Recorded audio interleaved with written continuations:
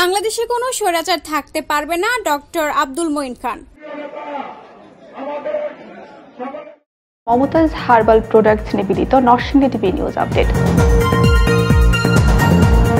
BNP স্থায়ী কমিটির সদস্য ও সাবেক মন্ত্রী ডক্টর আব্দুল মঈন খান বলেছেন, বাংলাদেশে কোনো স্বৈরাচার থাকতে পারবে না। বৃহস্পতিবার 13 মার্চ সন্ধ্যায় নরসিংদী বাজার বণিক সমিতির উদ্যোগে নরসিংদী বাজার ইফতার ও দোয়া মাহফিলে তিনি এই মন্তব্য করেন। ডক্টর আব্দুল মঈন খান বলেন, দীর্ঘ একটি সংগ্রামের মাধ্যমে আমরা স্বৈরাচার সরকারকে পালিয়ে যেতে বাধ্য করেছি। বাংলাদেশের গণতন্ত্রকামী দলগুলো ঐক্যবদ্ধ হয়ে দীর্ঘ সময় আন্দোলন করেছে। তার চূড়ান্ত পর্যায়ে রাজপথে ছাত্র জনতা নেমে এসেছিল। তিনি বলেন, অন্যায়ভাবে নরসিংদী জেলে যাদের আটকে রাখা হয়েছিল 19 জুলাই কারাগার ভেঙে তাদের মুক্ত করেছে ছাত্র জনতা। ওই দিন তারা শরীরে রক্ত দিয়ে, জীবন দিয়ে মানুষের অধিকার প্রতিষ্ঠা করেছে। 1727 সালে তেহার জেল ভেঙে যে ইতিহাস সৃষ্টি হয়েছিল, 19 জুলাই নরসিংদী কারাগার ভেঙে সেই ইতিহাসের পুনরাবৃত্তি হয়েছে।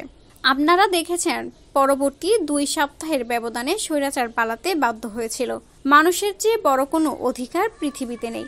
তিনি আরো বলেন, বাংলাদেশে গণতন্ত্র ফিরে আসুক। ছাত্র জনতার রক্তের বিনিময়ে যে নতুন বাংলাদেশের সৃষ্টি হয়েছে, সে বাংলাদেশের 18 কোটি মানুষের মধ্যে 12 কোটি ভোটার। মানুষের অধিকার নিয়ে, অর্থনৈতিক, সামাজিক এবং রাজনৈতিক অধিকার নিয়ে আমরা পৃথিবীতে তারা যেন তাদের পছন্দের প্রার্থীকে ভোট দিতে পারে, সে ব্যবস্থা করতে হবে। সংখ্যাগরিষ্ঠতা যাদের পক্ষে থাকবে তাদের আমরা মেনে নেব।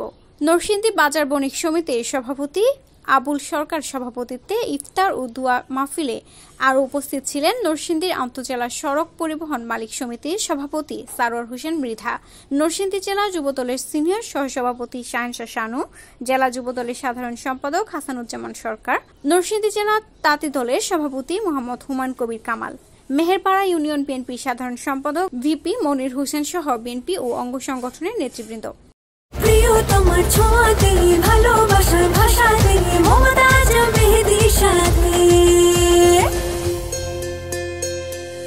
মমতাজ মেহেদী, প্রিয়জন প্রিয়তমার মেহেদী। Report Sabir Ahmed, Narsingdi TV.